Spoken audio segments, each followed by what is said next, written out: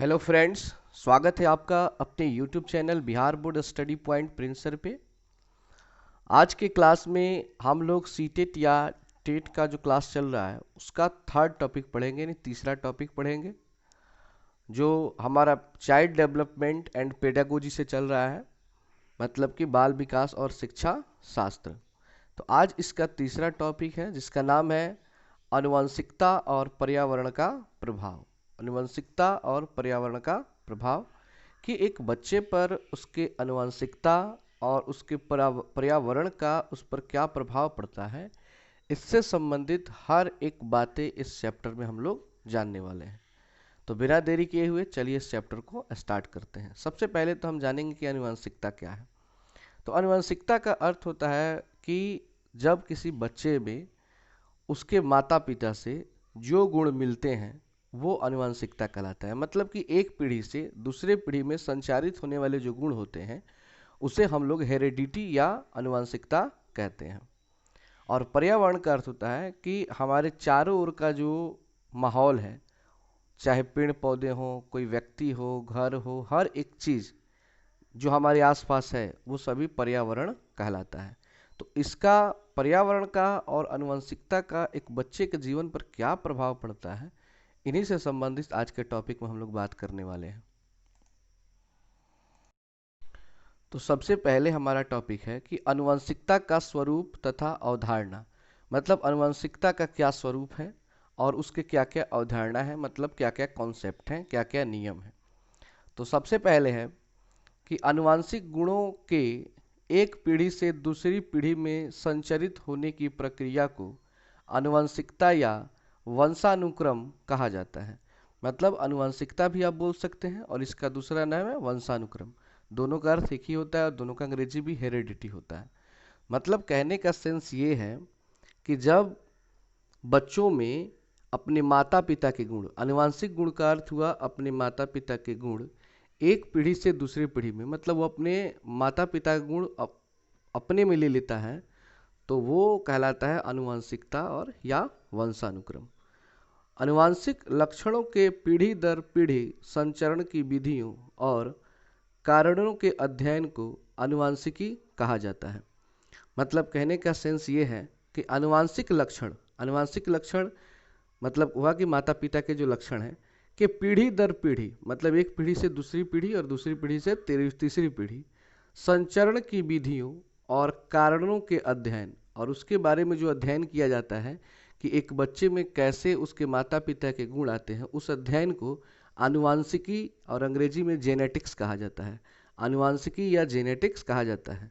तो यहाँ पे हमने क्या समझा कि जब किसी बच्चे में एक पीढ़ी से दूसरी पीढ़ी में उसके माता पिता के गुण प्रवेश करते हैं तो आनुवंशिकता कहलाता है या वंशानुक्रम कहलाता है, और इसका जब अध्ययन किया जाता है तो उसे आनुवंशिकी कहा जाता है।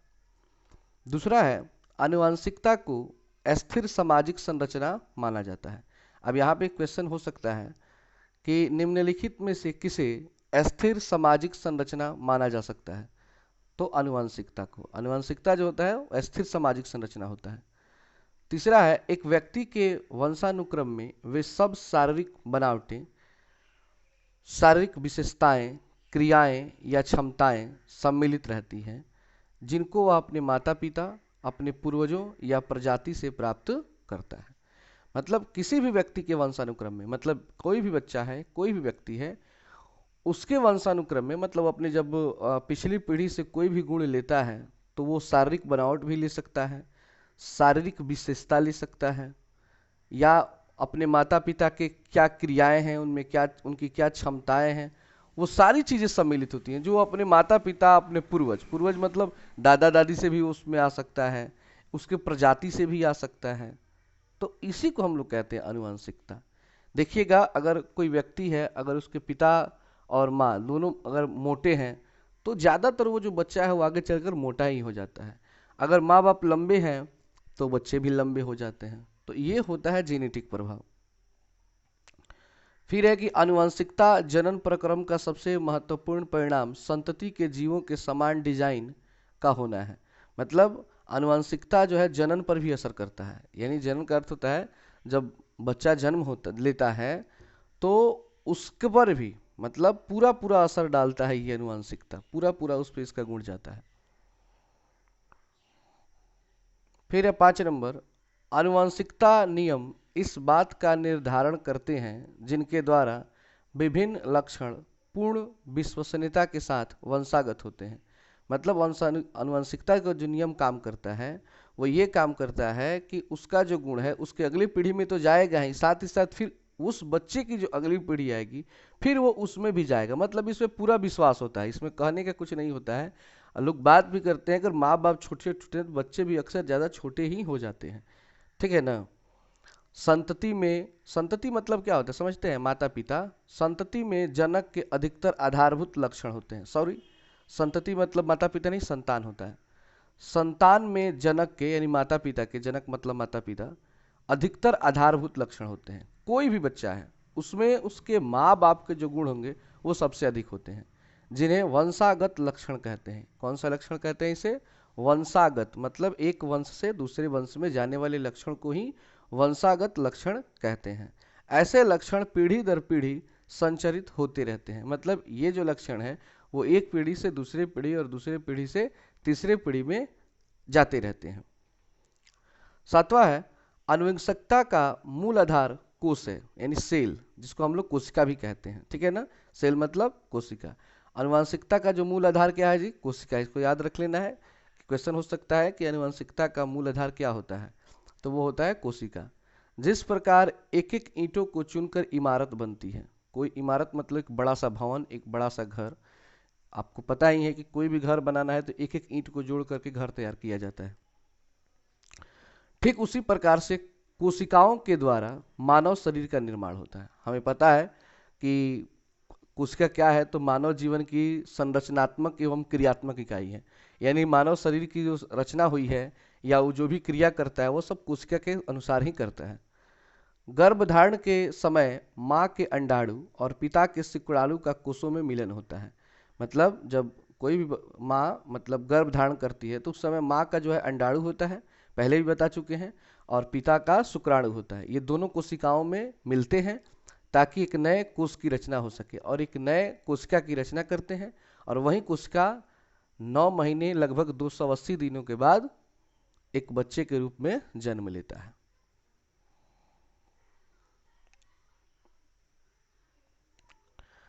आठ नंबर है कोशों के केंद्रक, न्यूक्लियस, जिसको अंग्रेजी में न्यूक्लियस कहते हैं और हिंदी में केंद्रक कहते हैं। तो कोशिकाओं के जो केंद्रक होते हैं के कणों को गुणसूत्र कहते हैं। आप लोग 9th-10th क्लास में पढ़े होंगे या इंटर में भी पढ़े होंगे कि गुणसूत्र या क्रोमोसोम, हिंदी में गुणसूत्र बोलते हैं, अंग्रेजी में क्रोमोसोम कहते हैं। और मानव शरीर में ये 46 होते हैं, ठीक है ना।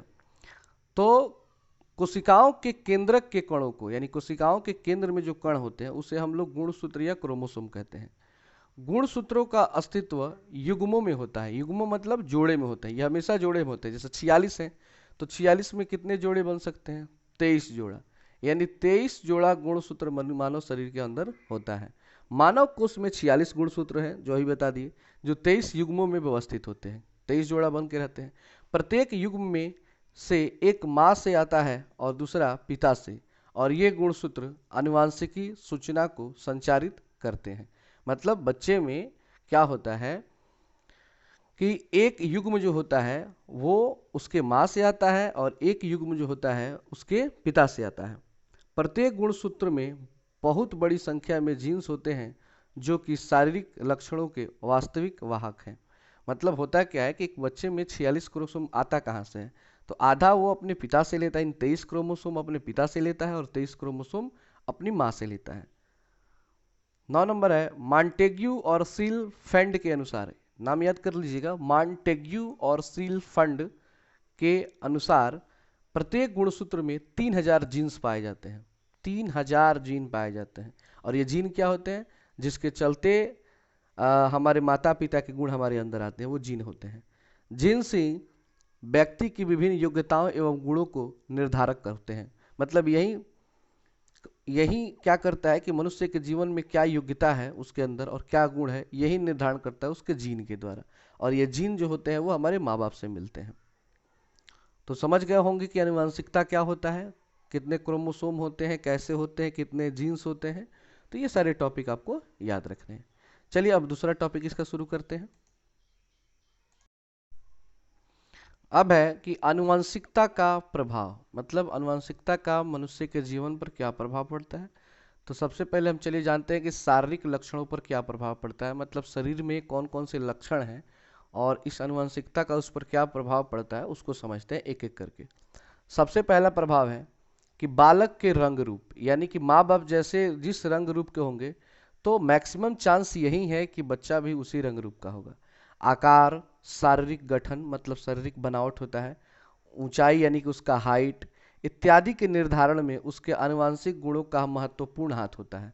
मतलब बच्चे का रूप, रंग, आकार, उसके शरीर की बनावट, उसकी ऊंचाई, ये टोटल का टोटल जो ज़्यादातर जो मतलब निर्धारण होता है वो आनुवांशिक गुणों का ही हाथ होता है उसमें।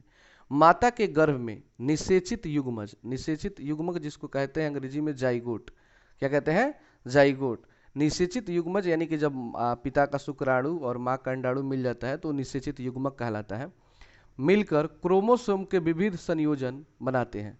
मतलब ये क्या करते हैं कि बहुत सारे क्रोमोसोम को जोड़ते हैं, यानी 46 क्रोमोसोम को। माँ से 23 क्रोमोसोम लेते हैं और पिता से 23 क्रोमोसोम, और ये मिलकर 46 क्रोमोसोम को संयोजन करते हैं। संयोजन मतलब होता है जोड़ना, उसका अंग्रेजी होता है कॉम्बिनेशन, मतलब जोड़ना। इस प्रकार एक ही माता पिता के प्रत्येक बच्चे से विभिन्न जीन्स बच्चे में अपने अथवा रक्त संबंधियों के साथ अन्यों से अधिक समानताएं होती है। इसलिए क्या होता है कि जब माता पिता का जीन उस बच्चे में जाता है तो ज़्यादातर जो बच्चे का गुण है वो अपने माता पिता से समान होता है, अपने खानदान से समान होता है। ऐसा नहीं केवल माता पिता से, नहीं, दादा दादी, नाना नानी से भी उसका लिंकेज हो सकता है। आप लोग अक्सर ऐसा सुनते होंगे जब किसी बच्चे का जन्म होता है तो लोग बात करते हैं कि अरे आँख तो इसके पिता पे गया है, कोई कहता है कि अरे ओठ तो इसके नानी पे गया है, कान इसके फलानवा पे गया है। मतलब ऐसे ऐसे वर्ड लोग बोलते हैं और होता भी है, ऐसा कुछ नहीं कि नहीं होता है, होता है। पूरा पूरा तो नहीं होता है लेकिन लगभग लगभग जरूर मिलता है। दूसरा है आनुवांशिक संचारण, ट्रांसमिशन। संचारण को अंग्रेजी में कहते हैं ट्रांसमिशन, मतलब एक जगह से दूसरे जगह जाना। तो आनुवांशिक संचारण जो है एक अत्यंत जटिल प्रक्रिया है। जटिल मतलब कठिन प्रक्रिया है, यानी कि आनुवांशिक गुणों का जो एक जगह से दूसरे जगह जाना होता है ना, वो बहुत ही जटिल प्रक्रिया होती है। मनुष्यों में हमें दृष्टिगोचर होने वाले, दृष्टिगोचर मतलब क्या होता है, दिखाई देने वाले अधिकांश अभिलक्षण मतलब गुण, अभिलक्षण मतलब गुण असंख्य जीन्स का संयोजन होता है। मतलब कि बहुत सारे जीन आपस में मिलते हैं, यानी कि मनुष्यों में दिखाई देने वाले जो गुण होते हैं, जो उनके माता पिता के गुण बच्चों में दिखाई देता है, वो अनेक जीनों के मिलने से होता है। जीन्स के असंख्य प्रतिवर्तन, जैसे इसका अंग्रेजी होता है परम्यूटेशन, और संयोजन शारीरिक और मनोवैज्ञानिक अभिलक्षणों में अत्यधिक विभेदों के लिए जिम्मेदार होते हैं। विभेद मतलब होता है अंतर, मतलब कि एक ही माँ बाप के बहुत सारे बच्चे होते हैं, अगर उनमें जो अंतर दिखाई देता है, जो असमानता दिखाई देती है, वो होता है जीन्स के कारण। किसके कारण, जीन्स के कारण। केवल समान अथवा मोनोजाइगोटिक ट्विन्स में एक समान सेट के गुणसूत्र और जीन्स होते हैं, क्योंकि वे एक ही युग्मज के द्विगुणन से बनते हैं। अधिकांश जुड़वा भाई अथवा द्वियुग्मक होते हैं जो दो पृथक, पृथक मतलब होता है अलग अलग, युग्मजों से विकसित होते हैं। आप देखे होंगे कि बहुत सारे बच्चे जुड़वा जन्म होते हैं तो उनमें बहुत सारी समानताएं होती है, मतलब ज़्यादातर उनमें मैचिंग करता है, लेकिन ऐसा नहीं कि पूरा पूरा मैच कर जाएगा, थोड़ा अंतर रह जाता है। यह भाइयों जैसे जुड़वा भाई और बहनों की तरह मिलते जुलते होते हैं, परंतु वे अनेक प्रकार से परस्पर एक दूसरे से भिन्न भी होते हैं। ये जो भाई बहन होते हैं एक दूसरे से मिलते जुलते तो होते हैं, लेकिन ऐसा भी नहीं है कि पूरा पूरा होते हैं, कुछ अलग होते हैं। 4 नंबर है कि बालक के आनुवांशिक गुण उसकी वृद्धि एवं विकास को भी प्रभावित करता है। तो याद रखिएगा, बालक का आनुवांशिक गुण बालक के वृद्धि और विकास दोनों को प्रभावित करता है। यदि बालक के माता पिता गोरे हैं तो उनका बच्चा भी गोरा ही होगा, किंतु यदि माता पिता काले हैं तो उनके बच्चे भी काले होंगे, ऑलरेडी पहले बता चुके हैं। इसी प्रकार माता पिता के अन्य गुण भी बच्चे में आनुवांशिक रूप से चले जाते हैं। तो ये तो काला गोरा दिखता ही है, और इसी तरह बहुत सारे गुण हैं जो माता पिता के जो गुण होते हैं वो बच्चों में चले जाते हैं, ट्रांसमिशन हो जाता है। इसके कारण कोई बच्चा अति प्रतिभाशाली एवं सुंदर हो सकता है एवं कोई अन्य बच्चा शारीरिक एवं मानसिक रूप से कमजोर भी हो जाता है। तो यही होता है कि तेज माँ बाप के बच्चे होते हैं तो वो काफ़ी तेज और सुंदर हो जाते हैं, लेकिन वहीं दूसरी तरफ जो बच्चा अगर किसी कमजोर माँ बाप से जन्म लेता है तो वो ऑलरेडी कमजोर ही जन्म लेता है। 5 नंबर है, जो बालक जन्म से ही दुबले पतले कमजोर बीमार तथा किसी प्रकार की शारीरिक बाधा से पीड़ित रहते हैं, उनकी तुलना में सामान्य एवं स्वस्थ बच्चे का विकास अधिक होना स्वाभाविक ही है। ये क्वेश्चन कई बार पूछा जा चुका है कि दुबले पतले कमजोर बीमार बच्चों की तुलना में सामान्य एवं स्वस्थ बच्चे का विकास अधिक होता है या कम होता है, तो उसका अधिक होगा क्योंकि वो हर तरीके से अच्छा है। शारीरिक कमियों का स्वास्थ्य ही नहीं वृद्धि एवं विकास पर भी प्रतिकूल पड़ता है। मतलब अगर शरीर में कोई कमी हो तो उसका जो प्रभाव है वो शरीर के वृद्धि और विकास दोनों पर इसका प्रभाव पड़ता है। असंतुलित शरीर, मतलब असंतुलित शरीर का अर्थ हुआ कि मतलब दुबला पतला या बहुत मोटा दोनों हो सकता है। मोटापा, कम ऊंचाई, शारीरिक असुंदरता, सुंदरता नहीं असुंदरता मतलब शरीर से सुंदर न हो इत्यादि बालक के असामान्य व्यवहार के कारण होते हैं। कई बार किसी दुर्घटना के कारण भी शरीर को क्षति पहुंचती है और इस क्षति का बालक के विकास पर प्रतिकूल प्रभाव पड़ता है। मतलब कई बार क्या होता है, किसी बच्चे का एक्सीडेंट हो जाए या किसी वो महामारी का शिकार हो जाए जैसे पोलियो या किसी भी चीज़ का, तो उसका भी उस पर बहुत गलत असर पड़ता है उसके वृद्धि और विकास में। ठीक है, तो ये होता है अनुवंशिकता का प्रभाव। अब आइए हम जानते हैं कि अनुवंशिकता और वंशानुक्रम की जो परिभाषा है हर बायोलॉजिकल लोगों ने या जितने भी वैज्ञानिक लोग हैं वो अलग अलग परिभाषा देते हैं मनोवैज्ञानिक। आइए उनके बारे में जानते हैं किसने अनुवांशिकता की परिभाषा किस प्रकार दी है, क्योंकि इससे क्वेश्चन बहुत होता है और ये सब क्वेश्चन वही बना पाते हैं जो एग्जैक्ट मतलब जानते हैं, क्योंकि इसमें आप ज़्यादा दिमाग नहीं लगा सकते हैं। इसमें आपको पूरा पूरा याद ही रखना पड़ेगा कि इसने क्या कहा। इसी में से कोई लाइन दे देगा और कह देगा कि निम्नलिखित में से ये कथन किनका है, तो आपको याद रखना होगा अच्छे से। सबसे पहले जेम्स ड्रेबर आते हैं और वो कहते हैं कि शारीरिक तथा मानसिक विशेषताओं का माता पिता से संतानों में हस्तांतरण होना आनुवंशिकता है। मतलब शरीर और मानसिक, मतलब शरीर से भी और मन से भी, ये सारी विशेषताएं जो है माता पिता से संतानों में हस्तांतरण होना आनुवंशिकता है। इन्होंने कहा कि जब माँ बाप के शारीरिक और मानसिक गुण उसके संतानों में हस्तांतरित होता है, मतलब एक जगह से दूसरे जगह जाता है उनमें प्रवेश करता है, तो उसे आनुवंशिकता कहा जाता है। उसे क्या कहा जाता है? आनुवंशिकता कहा जाता है। 2 नंबर है रूथ बैनलेक्ट। रूथ बैनलेक्ट ने कहा कि वंश अनुमान माता पिता से संतानों के प्रति होने वाले गुण हैं। वंश अनुमान माता पिता से संतानों के प्रति होने वाले गुण हैं। तीसरा है पी जिसबर्ट। पी जिसबर्ट कहते हैं प्रकृति में पीढ़ी का प्रत्येक कार्य कुछ जैविकीय अथवा मनोवैज्ञानिक विशेषताओं का माता पिता द्वारा उनकी संतानों में हस्तांतरित करना ही आनुवंशिकता है। ये सारे कोटेशन, इसमें समझना क्या है, टोटल वही बात है कि अपने माता पिता का जो गुण है उसके बच्चे में जाता है तो वही आनुवंशिकता है। बात तो टोटल यही है, लेकिन सबने थोड़ा थोड़ा लैंग्वेज अलग कर दिया, इसी के चलते इसको रटना पड़ता है। H.A. पेटरसन एवं वुडवर्थ ये कहते हैं व्यक्ति अपने माता पिता के माध्यम से पूर्वजों की जो विशेषताएं प्राप्त करता है उसे वंशानुक्रम कहते हैं। जीव शास्त्रियों के अनुसार, यानी बायोलॉजी जो लोग जानते हैं, तो बायोलॉजियों के अनुसार निश्चित अंडाणुओं में संभावित विद्यमान विशिष्ट गुणों का योग ही आनुवंशिकता है। तो ये सारी चीज हमें तो रटने होंगे। तो इन सारे परिभाषाओं क्या निष्कर्ष निकलता है? तो उपरोक्त परिभाषाओं से स्पष्ट है कि वंशानुक्रम या आनुवंशिकता पूर्वजों या माता पिता द्वारा संतानों में होने वाले गुणों का संक्रमण है। संक्रमण मतलब होता है एक आदमी से दूसरे आदमी में फैलना होता है, ठीक है ना। जैसे आजकल कोरोना बहुत फैल रहा है, वो संक्रमित बीमारी हो गई है। तो टोटल बात यही है कि अपने माता पिता का गुण उनके बच्चों में जो हस्तांतरित होता है जाता है वही आनुवंशिकता कहलाता है। प्रत्येक प्राणी अपने जातीय विशेषताओं के आधार पर शारीरिक मानसिक गुणों का हस्तांतरण संतानों में करते हैं। और ऐसा नहीं है कि केवल मनुष्य में होता है, ये सभी जीवों में होता है कि वो अपने बच्चों में अपने माता पिता अपने गुण ट्रांसफर कर देते हैं, भेज देते हैं। यहाँ पे कुछ नोट हैं, कुछ ऑब्जेक्टिव क्वेश्चन है, थोड़ा इसको अच्छे से आप लोग समझ लेंगे पॉइंट बना बनाकर। शारीरिक लक्षणों के वाहक, यानी कि शरीर में जितने भी लक्षण हैं उसको वाहक, यानी वाहक मतलब होता है एक जगह से दूसरी जगह ले जाने वाला। जीन प्रखर अथवा प्रतिगामी दोनों प्रकार के हो सकते हैं।